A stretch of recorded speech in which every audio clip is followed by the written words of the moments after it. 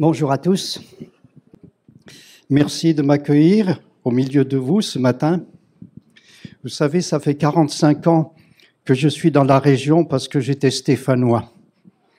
Et il a fallu que je rencontre celle qui est devenue mon épouse à Saint-Étienne, qui travaillait dans une clinique comme moi. Et voilà, grâce à elle, j'ai connu le Seigneur. Elle m'a amené au Seigneur. J'aimais le Seigneur, j'étais d'origine catholique, mais je ne le connaissais pas. Cela peut paraître bizarre, aimer quelqu'un sans le connaître. Et c'est vrai que, en me faisant découvrir la parole, j'ai réalisé que le Seigneur désire non pas qu'on le connaisse dans notre tête avec des liturgies, avec des traditions, mais qu'il désire nous connaître face à face, dans une relation intime. Et ça a tout changé ma vie au point que je l'ai épousée. Et on est venu, parce qu'elle faisait partie des fondatrices des Amis des Vieillards, donc je l'ai suivie en disant « on part 1 an, après on verra ». J'y suis resté 43 ans. J'ai fait un petit intermède où je suis parti, où le Seigneur nous a ressourcés parce qu'on était épuisés. Et justement, l'épuisement, c'est quelque chose, je vois qu'on est tous des jeunes. Pour rien vous cacher, j'ai 70 ans depuis quelques semaines. Et je réalise qu'en fait, ce cantique que nous avons chanté tout à l'heure, jeunes et vieux, moi j'aime le chanter. Et vous savez, à Béthanie, on a un culte tous les dimanches avec les résidents, on a une quarantaine.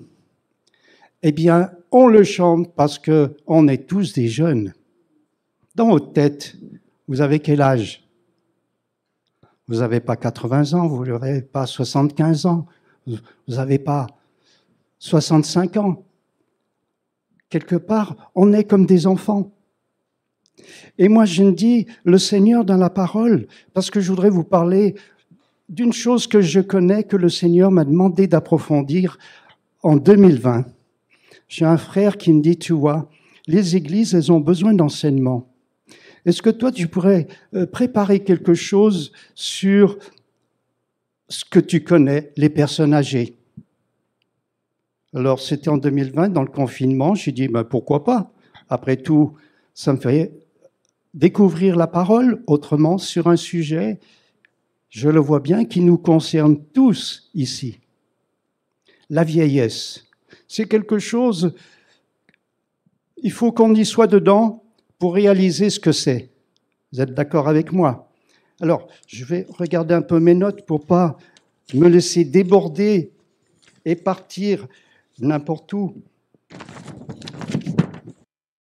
Je voudrais vous dire qu'une chose, la vieillesse, c'est une bénédiction qu'on a besoin, nous, anciens, moi le premier, à retrouver. La parole, elle est remplie de promesses, de bénédictions pour nous, qu'on pourra appeler, alors je vais vous provoquer, je vous le dis tout de suite, ce matin, vieillards, hein, les amis des vieillards, oh là là, c'est pas beau, hein. Combien de personnes, une fois on était agressés, justement parce qu'on était partis en bus, marqué les amis des vieillards. Mais vous n'avez pas honte de mettre ça ? Mais si, nous on aime les vieillards, on travaille dans une maison. Ils n'ont rien voulu savoir, mais ce n'était pas important. Il y a le mot vieillard, il y a le mot vieux. On reviendra sur ce mot, parce que je pense qu'il y a quelque chose de divin dans ce mot vieux. Il y a le mot, aujourd'hui on essaye de dire les seigneurs, les anciens. On essaye en fait d'éradiquer, si on peut dire, tous ces mots qui montent, qu'on va vers un point de départ quelque part. Et comme je dis aux résidents à Béthanie, parce que le matin, tous les matins, on a un temps de méditation. On ne passe pas de la vie à la mort, mais on fait juste un passage de la vie à la vie éternelle. Ça change tout. La mort n'existe pas. Jésus a vaincu la mort. Bien sûr, nous sommes tous en difficulté avec une certaine appréhension par rapport à la mort. C'est un épouvantail et il nous fait peur la fin de vie. Mais je voudrais ce matin qu'on voit dans la parole toutes les promesses qui sont par rapport à ce temps-là, pour que nous n'appréhendions pas le jour où on va passer de ce monde visible à ce monde invisible, où on va passer de ce monde à la présence de celui qu'on aime et qui nous attend. Et comme il a été dit tout à l'heure, qu'il nous a préparé une place. Et ça me réjouit, c'est quelque chose qu'on doit serrer dans notre cœur. Merci Jésus, tu m'as préparé une place et je sais que tu vas venir me chercher. Il l'a promis à ses disciples. Et on a besoin de se le rappeler, c'est Jésus qui vient nous chercher dans ce moment qui sera peut-être difficile, plein d'appréhension, mais c'est juste un passage. C'est comme quand on se jette à l'eau. On a le cœur qui bat, mais une fois qu'on est dans l'eau, qu'on nage, après tout va très bien. Alors, moi je voudrais vous rappeler une chose, c'est que dans la Bible, les patriarches, il nous est dit qu'ils vivaient rassasiés de jours. Si on pense à la promesse de Dieu qui fait à Abraham, « En paix tu rejoindras tes pères et tu seras enseveli après une heureuse vieillesse. » Eh bien moi je dis, Seigneur, en paix, chacun d'entre vous, vous rejoindrez vos pères, ceux qui vous ont précédés. Mais nous, on sait qu'on ne rejoint pas seulement ceux qui nous ont précédés, mais notre Sauveur et Seigneur. Et le but, c'est comment continuer ce chemin, avoir une heureuse vieillesse. Je vous le dis tout de suite, elle passe par une intimité, je dirais, de chaque instant.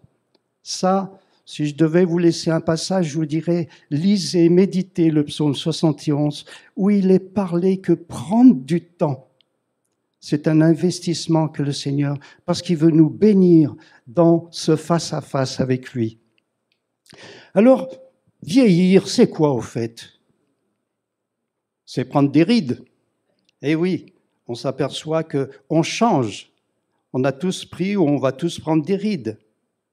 Mais c'est aussi constater notre faiblesse qui arrive de plus en plus. On n'entend plus beaucoup, on ne voit plus. Il faut des lunettes aujourd'hui, des appareils auditifs, il faut une canne. Et le Seigneur nous montre que, en fait, vieillir, c'est être de plus en plus dépendant ou entrer dans une dépendance pour être dépendant de Dieu. Ce matin, en venant, je voyais la nature, la forêt où je passais, c'était magnifique. Tout était blanc. Et le Seigneur me disait, tu vois, ça c'est c'est l'hiver. Et nous, on entre dans ce chemin, dans cette période de l'hiver. Et la période de l'hiver, quand on regarde la nature, il n'y a pratiquement plus de feuilles sur les arbres, voire il n'y a plus rien. En hiver, quand il gèle comme aujourd'hui, si vous regardez les arbres, il y a des branches qui se cassent. Qu'est-ce que nous on fait? On devient fragile aussi. On se casse. Qui n'a pas eu un col du fémur? Qui n'est pas tombé un jour? Qui s'est cassé quelque chose? Le Seigneur, dans cette période d'hiver, veut qu'on puisse la passer, cette période, non pas dans l'angoisse, parce qu'on est tous des gens angoissés, on a peur du lendemain, on a peur d'oublier, on a peur de ne pas y arriver, alors on se lève tôt, ou on ne fait plus ce qu'on voudrait. Mais le Seigneur dit, allez, viens vers moi, apporte-moi tous tes soucis, on l'a chanté tout à l'heure, tous tes fardeaux, dépose-les. N'essaye pas d'avancer de par toi-même, tu n'y arriveras pas. Et ça, c'est vrai. Et plus on avance dans le chemin, dans le temps de la vie, dans le cours de la vie, dans notre marche, qui nous mène jusqu'à cette échéance où on va enfin voir celui qu'on a aimé. Il y a tout un processus de dépendance. Vous savez, quand j'ai travaillé 43 ans en tant qu'infirmier au départ, et puis après cadre. Pendant 43 ans, j'ai pu accompagner des centaines de personnes, des personnes âgées, parce que toute ma carrière s'est faite auprès des personnes âgées. Et je me dis, quelle richesse, combien de rencontres divines j'ai fait au travers de personnes qui devenaient de plus en plus dépendantes pour tout. Et où le Seigneur me montrait que c'est à cela que nous sommes appelés tous, à devenir de plus en plus dépendants de Dieu au fur et à mesure que notre dépendance physique ou psychologique va grandir.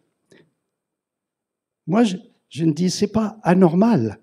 Le Seigneur nous aime et il veut nous faire expérimenter toute sa puissance, tout son amour. Il veut aussi, dans ce chemin-là, nous garder dans sa paix. Alors, je voudrais vous lire quelques versets qui ont été des marqueurs dans l'association Les Amis des Vieillards et qui ont fait qu'elle était créée par rapport à un verset que l'on trouve dans Lévitique 19, 32. « Tu te lèveras devant les cheveux blancs et tu honoreras la personne du vieillard. » Écoutez bien la suite. « Tu craindras ton Dieu, je suis l'Éternel. » J'ai découvert ces jours-ci que c'est l'Éternel qui nous dit « Tu honoreras la personne du vieillard. Tu honoreras l'ancien. Tu honoreras la personne âgée, peu importe le mot. » Nous sommes tous appelés à honorer. Honorer, c'est quoi, en fait? C'est ni plus ni moins de prendre soin de la personne âgée. C'est pouvoir aussi la respecter, lui montrer qu'on a beaucoup de respect, mais dans le sens de compassion. Parce qu'une personne âgée, lorsqu'elle est dépendante, lorsqu'elle ne peut plus faire, qu'est-ce qu'on doit faire, nous? Eh bien, apprendre à marcher au même pas qu'elle. Et là, il n'y a rien de plus difficile, quand on marche bien, de ralentir son pas, d'être à côté, veillant, peut-être soutenant, mais surtout pas mettre un pas plus vite que l'autre, parce qu'elle va se retrouver derrière nous. Et bien souvent, c'est ce qui se passe, parce que c'est difficile d'accompagner des personnes âgées. Quand vous posez une question à une personne, quand vous allez dans une EHPAD, sachez qu'elle a besoin d'un temps de réflexion. Elle ne va pas vous répondre tout de go, pour la plupart. Ils ont besoin de réfléchir. C'est normal aussi. C'est pour ça que j'aime beaucoup quand Jésus est venu à la rencontre des deux hommes d'Emmaüs sur le chemin après la résurrection. Il est dit qu'il les accompagna. Il accompagna les deux disciples. Il a marché avec eux. Il a marché, et ce fut une marche dans un temps d'instruction et de révélation de ce qu'il avait fait, de sa mort, de sa résurrection. Ils n'avaient pas compris, les deux disciples. Et Jésus leur a rappelé toutes les promesses. Et vous savez que le mot accompagner, en latin, c'est ad cum panis. Ad, c'est une idée de mouvement avec la personne jusqu'à partager le pain, comme ont fait les deux disciples avec Jésus sur le chemin d'Emmaüs. Et c'est là, parce qu'ils ont été jusqu'au bout, que Jésus a permis qu'ils aient les yeux ouverts et qu'ils réalisent que c'était Jésus qui était là. Mais il est parti. Nous sommes tous appelés à accompagner l'autre. C'est la mission qui devrait être la nôtre. Alors, je brosse, je dirais, un tableau assez Rapide, parce que je pense que je pourrais rester des heures. Et j'ai promis de ne pas dépasser un certain délai. Je voudrais, dans un premier temps, rappeler certaines promesses que le Seigneur donne dans sa parole par rapport à nous, anciens, de ce qu'il dit. L'image de ce monde, elle est plutôt négative des anciens, des vieux. Ils sont inutiles, ils coûtent cher, hein, et les pensions et tout ça. On vieillit tellement longtemps aussi en France. Il y a une idée négative. Et pourtant, la parole nous dit ceci. C'est une promesse, c'est David qui le dit, « J'ai été jeune, j'ai vieilli, et je n'ai point vu le juste abandonné, ni sa postérité mendiant son pain. » Le juste. Le juste, c'est celui qui un jour a rencontré Jésus, l'a reconnu comme son sauveur. Nous sommes tous d'accord. Vous êtes tous, on est justifiés par le sang de Jésus qui nous a rachetés. Eh bien, là, cette promesse, c'est que le juste, on a eu un temps, on était jeunes, où on courait, où on avait plein de projets, où on accomplissait des choses qu'aujourd'hui on dit « Waouh, aujourd'hui, j'en fais pas le 10e ». On a vieilli physiquement. Mais le Seigneur dit « Je n'ai abandonné personne ». Il n'a jamais abandonné ses enfants. Alors cette promesse, elle est pour nous, pour l'avenir aussi. Quoi qu'il arrive, le Seigneur ne vous abandonnera pas. D'ailleurs, dans les psaumes, tout à l'heure, je vous ai cité le psaume 71. Je vais vous lire 2 passages. Le premier, « Ne m'abandonne pas, ô Dieu, même dans la blanche vieillesse. » Vous savez, on a le droit de faire monter vers le Seigneur des prières quand on se sent faible. Lui dire, « Seigneur, tu vois où j'en suis? Aide-moi, viens à mon secours. » Vous savez pourquoi il dit ça? Le psalmiste, et c'est là aussi un travail qui nous est demandé, afin que j'annonce ta force à la génération présente, ta puissance à la génération future. Nous ne sommes pas, vous n'êtes pas des retraités pour tout. Nous avons un témoignage à donner. Nous avons une transmission à faire. La transmission que Jésus, que je connais comme mon sauveur, qui est le trésor de mon cœur, notre responsabilité, c'est de transmettre cela à nos enfants, transmettre cela à nos petits-enfants, qu'ils sachent à qui nous appartenons et que ce Dieu que nous servons et que nous aimons, eh bien, c'est un Dieu tout-puissant. C'est pour cela qu'il a fait beaucoup, beaucoup de promesses et que Jésus a pu dire « Demandez, vous recevrez ». C'est-à-dire qu'il nous invite à la prière, il nous invite à l'intercession, il nous invite à le mettre au centre de tous nos projets, de toutes nos, de tout ce qui nous préoccupe. Il veut être non pas le sauveur seulement, mais le Seigneur de ma vie, 24 heures sur 24. Et vous savez, quand on réfléchit à ça, il y a des fois on dit, combien sur une journée de 24 heures, il y en a pas mal d'heures où c'est moi qui ai géré. Des fois, on est dans des situations, Seigneur, qu'est-ce que je fais là? Quelle est ta pensée? Eh bien, c'est ce qu'il attend de nous. Alors, soyons des transmetteurs du trésor que nous avons reçu à la génération suivante. Les jeunes, ils sont partis ici. À Béthanie, il n'y a pas de jeunes. Mais le Seigneur est quand même avec vous. Il a fait cette promesse. C'était une des dernières que Jésus a fait à ses disciples. Et voici, je suis avec vous tous les jours jusqu'à la fin du monde. C'est-à-dire toutes les générations jusqu'à la fin du monde, il sera avec nous.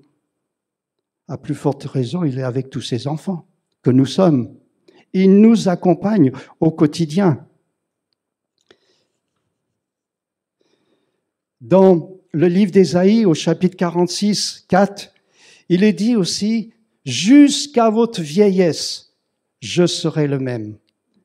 On a tous fait l'expérience de la grâce de Dieu dans notre vie, de son amour. Eh bien, sachez que jusqu'au bout de notre voyage, on peut compter sur le Seigneur. On peut compter sur son secours. Vous savez, David, il a passé par des étapes difficiles, où il était pourchassé par Saül, où il devait se cacher dans des grottes, dans les déserts. Combien de fois il s'est tourné vers le Seigneur, je dirais, il a crié à Dieu. Et il a pu dire que le Seigneur, il est un secours qui ne manque jamais dans la détresse. Rappelons-nous que si nous vivons ou si nous allons vivre des moments difficiles, son secours est toujours là pour nous aujourd'hui. Il aime les anciens comme les enfants, comme les jeunes. Alors, ne soyons pas désespérés. Alors, ce matin, je voudrais vous parler. Alors, la mission qui est la nôtre, c'est une mission de transmission d'héritage. Et j'avais intitulé le chapitre « Mission des vieux ».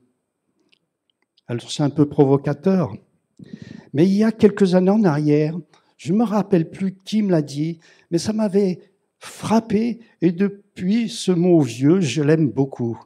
Pourquoi? Parce que si on décompose ce mot, il y a le mot « vie » et « e ». Vie, V-I-E, E, E-U-X. Si vous associez, ça fait « vieux ». Et ce frère me disait, tu vois, ce mot-là, il vient, l'origine, elle vient, que c'était des gens qui avaient la vie de Christ en eux. Oh, je dis, c'est super. Vieux, avoir la vie de Christ en eux. C'était la nouvelle naissance. Vu de ce point de vue, ce n'est pas un mot qui est horrible. Moi, je suis fier d'être un jeune vieux, quelque part. Je me rappelle, il y a quelques années, mon fils, qui était tout jeune, il revenait de l'école, il avait 5 ans, et puis il pleurait. Alors sa maman lui dit, « Mais qu'est-ce que tu as ?»« Mais tu sais qu'à l'école, tu sais, ils m'ont demandé quel âge avaient tes vieux. Quel âge a tes vieux ?» Elle dit, « Mais c'est quoi tes vieux ?» Alors la maman a essayé de lui expliquer, à 5 ans, les vieux, c'est ton papa et ta maman, c'est ça. Mais il n'a pas pris le bon mot. Bon, il s'est calmé. Mais ça montre quelque part, dans ce monde, combien on peut être péjoratif aussi, combien on a un regard qu'on déforme, le vieux. Mais moi, je me dis, en tant qu'enfant du Seigneur, je suis heureux d'avoir la vie du Seigneur en moi. Je suis heureux d'être né de nouveau pour le servir. Et puis, dans nos missions, il y en a une qui est toute particulière, c'est d'être des exemples que nous sommes des enfants de Dieu. Et pour cela, j'ai 2 passages. Il y en a un, c'est dans Tite, où il est dit que les vieillards doivent être sobres, honnêtes, modérés, saints dans la foi, dans l'amour, dans la patience. C'est toutes des qualités, en fait, qui ne sont pas faciles, parce que quand on devient âgé, je me rends compte, on devient impatient. Et oui, il faut que les choses arrivent assez vite, hein. On n'a pas trop le temps d'attendre. Et honnête, modéré, rempli d'amour, je dirais ça doit être quelque chose qui devrait nous caractériser, être des hommes aussi, des femmes de foi. Il y a un autre passage, c'est le psaume 92, qui dit ceci, « Les justes croissent comme le palmier, ils s'élèvent comme le cèdre du Liban, ils prospèrent dans les parvis de notre Dieu. » Et c'est là où c'est beau et c'est encourageant pour chacun d'entre nous. Ils portent encore des fruits dans la vieillesse. Ils sont pleins de sève et verdoyants. Ça veut dire quoi? On a du travail, frères et sœurs. Le Seigneur nous attend dans notre témoignage. Nous ne sommes pas des inutiles. Restons dans la foi et la confiance que le Seigneur, même dans ce que nous vivons, on peut porter beaucoup de fruits. Et nous sommes appelés à cela. Le Seigneur attend que nous portions du fruit, beaucoup de fruits. Et hier, il y a un frère qui me disait, justement par rapport à cela, il dit, tu sais, moi j'ai vu un pommier, vous savez, les pommiers, mais un vieux pommier. Il avait des branches un peu difformes. Eh bien, tu sais, ce vieux pommier, il portait de belles pommes. Les vieux pommiers, c'est vous, c'est moi.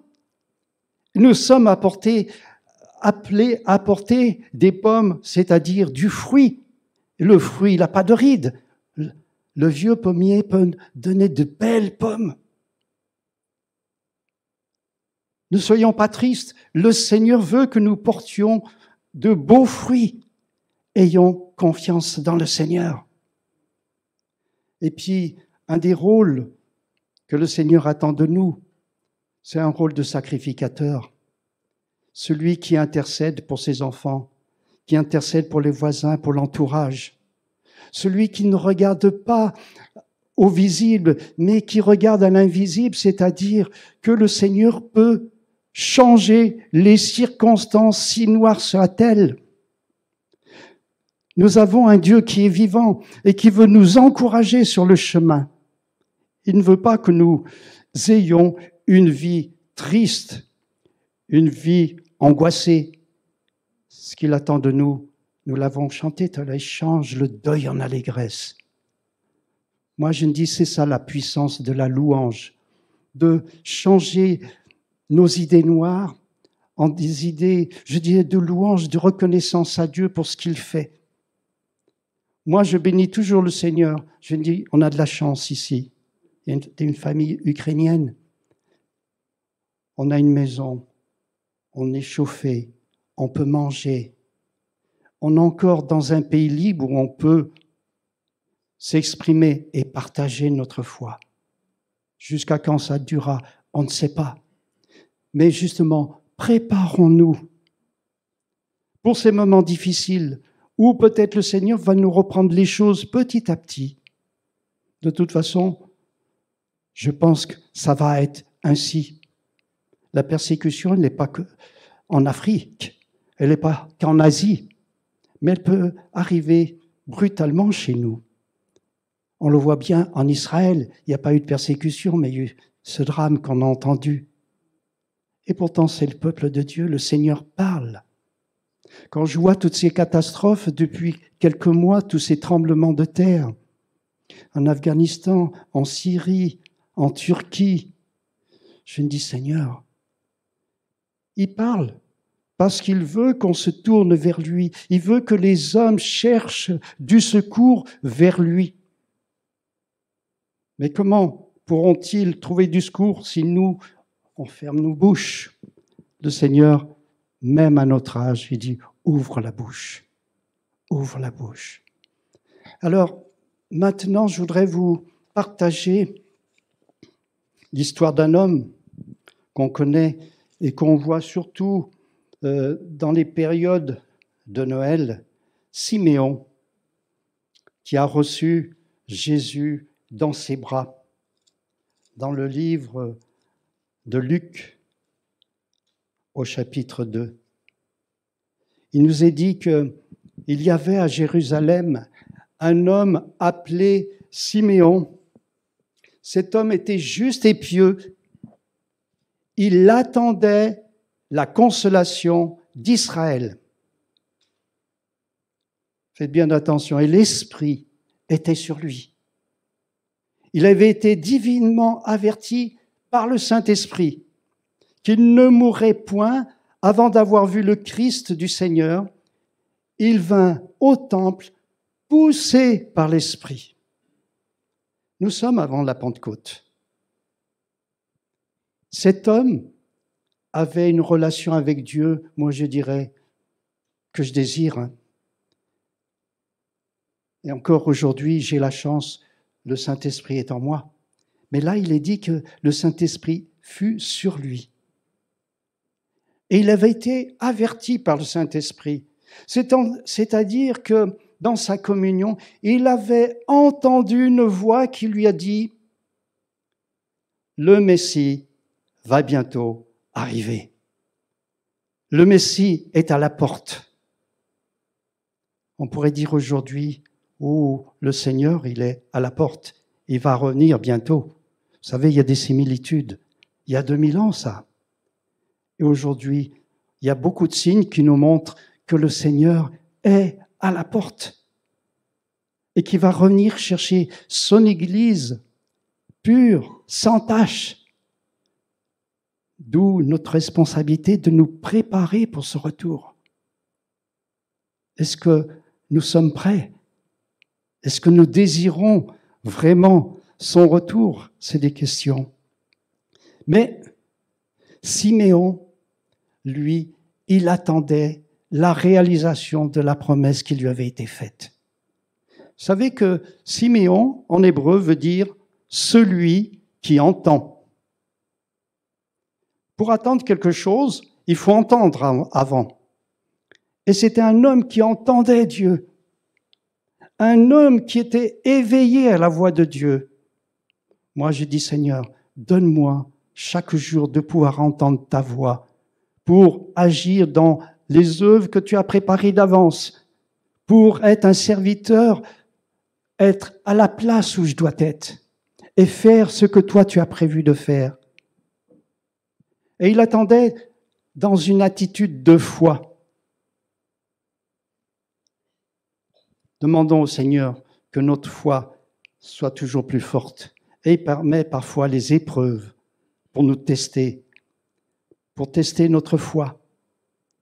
Voir si on se décourage ou si on dit « Seigneur, toi tu peux, aide-moi ». Et il attendait dans l'obéissance. Lorsque l'Esprit lui a dit « Va au temple », ça y est, le Messie est là. Il y est allé. Il n'a pas dit « Seigneur, aujourd'hui j'ai un rendez-vous, hein, j'ai un bon repas à midi ». Non, il est parti. Il est allé au temple. Et le temple, on le sait, pour nous, c'est le lieu de la présence du Seigneur.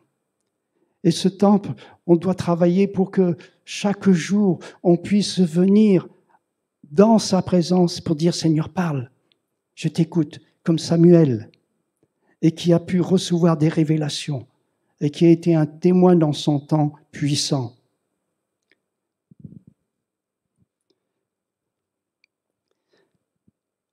Si on regarde dans l'Ancien Testament, il nous est dit dans Hébreux 11 que Abraham attendait la cité qui a de solides fondements, celle de Dieu, celle dont Dieu est l'architecte et le constructeur.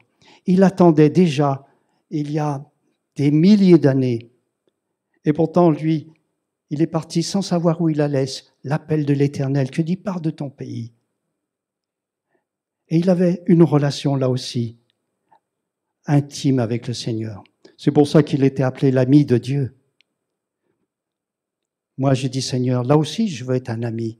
On veut tous être un ami de Dieu. Parce que quand on est ami, on se partage, j'allais dire, les moments de joie, mais nos fardeaux.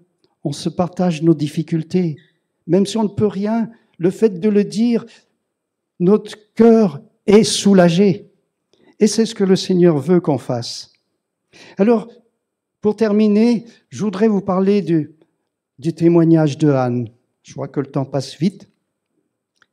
Anne, il nous est dit qu'elle avait 84 ans, qu'elle servait l'Éternel dans le temple, tenez-vous bien, nuit et jour, dans le jeûne et dans la prière. Elle avait 84 ans. Et que dans son passé, elle avait eu un mari dont elle a été l'épouse pendant 7 ans. Et puis, après, elle était au service du Seigneur. Moi, ce qui me frappe, c'est que même à 84 ans, elle ne vivait pas avec son passé, comme je vois des fois à la maison de retraite. Je pense à une dame qui vit qu'avec son passé douloureux et qui ne veut pas se décharger. Anne, elle vivait que pour le Seigneur. Elle avait consacré sa vie entièrement, au point qu'elle vivait dans le temple en permanence, comme si le Seigneur lui disait « Reste là ». Mais c'est ce que le Seigneur attend de nous. C'est que nous soyons en communion, en connexion, comme on dit aujourd'hui, 24 heures sur 24 avec notre Seigneur. Et elle était au bon endroit le jour où Jésus a été amené par ses parents pour être présenté. Et il est dit que là, elle a parlé. Ceux qui attendaient la délivrance, elle a annoncé la venue du Messie à tous ceux qu'elle rencontrait. Ça aussi, à 84 ans, on peut témoigner et annoncer qu'aujourd'hui, dans ce temps de difficulté, ce temps où l'avenir est bien sombre, il y a quand même de l'espérance. Parce que notre Dieu Jésus est venu pour sauver l'humanité. Et il est là encore pour sauver tous ceux qui acceptent de donner leur vie, leur cœur. Mais c'est notre mission, là aussi une fois de plus, de témoigner. Alors, je vais m'arrêter ici parce que je ne sais pas combien de temps je peux avoir encore, mais le Seigneur nous appelle tous, frères et sœurs. Il n'y a pas d'âge, il nous appelle tous à le servir. Il nous appelle tous à être des témoins. Il nous appelle à être des transmetteurs de l'héritage qu'on a reçu. Est-ce que c'est important pour nous, cet héritage qu'on a reçu, cet héritage chrétien? De savoir que, moi je ne dis c'est pas important, c'est vital. Si je veux retrouver mes petits-enfants au ciel, il faut que je leur parle du Seigneur que j'aime. Il faut qu'ils sachent que leur grand-père a servi le Seigneur par amour. Parce que Jésus est venu sur cette terre pour justement nous sortir de nos dépressions, de nos angoisses, de nos péchés. Et c'est le message qu'avait reçu Joseph. Lorsque l'ange est venu, tu appelleras Jésus, il délivrera des péchés Israël, comme il nous délivre de nos péchés. Et puis, je pense, une chose qui est importante, même si on dit c'est les jeunes, moi, je dis ce qui est important pour nous, même anciens, et là j'ai apprécié les chants tout à l'heure, louons et adorons Dieu. Parce que dans la louange et l'adoration, le Seigneur fait des choses. Il y a des choses qui se passent dans les lieux célestes. Lorsqu'on proclame notre foi, lorsqu'on proclame la parole, nous sommes appelés à la proclamer, à ne pas regarder à notre condition ou en disant « moi je ne sais pas chanter, moi c'est difficile ». Non, tant pis. Comme disait, il vaut mieux chanter faux que pas du tout. Le Seigneur, lui, rectifie. Et oui, parce que le Seigneur, il voit quoi? Il voit notre cœur. Il voit des cœurs qu'il aime, qui le recherchent, qui veut le glorifier. Eh bien, il nous bénit. Continuons à travailler. C'est ce que j'avais à partager aujourd'hui avec vous.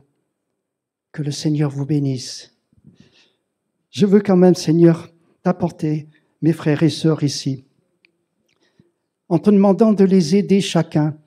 Tu as entendu tout à l'heure, tu as vu nos chants, tu as entendu nos prières. Il peut y avoir de la souffrance, c'est vrai, mais tu as pris cette souffrance à la croix. Tu as pris nos péchés, nos souffrances, nos maladies. Je te demande ta bénédiction sur mes frères et sœurs, pour qu'ils puissent être des témoins jusqu'à leur dernier souffle. C'est ce à quoi tu nous as appelés. Il n'y a pas de retraite avec toi. il y a ce témoignage à rendre jusqu'au bout parce que tu nous as appelés, tu t'es révélé à nos cœurs pour que nous transmettions cela à la génération présente comme à la génération future. Alors aide-nous tous, Seigneur, et donne-nous des cœurs toujours reconnaissants, te louant, te bénissant, pour ta fidélité de chaque jour, pour ta grâce qui nous accompagne, malgré nos imperfections et ce que nous sommes. Merci, Seigneur, de pouvoir compter sur toi. Merci pour ces instants, que toute la gloire te revienne, quoi qu'il arrive. Amen.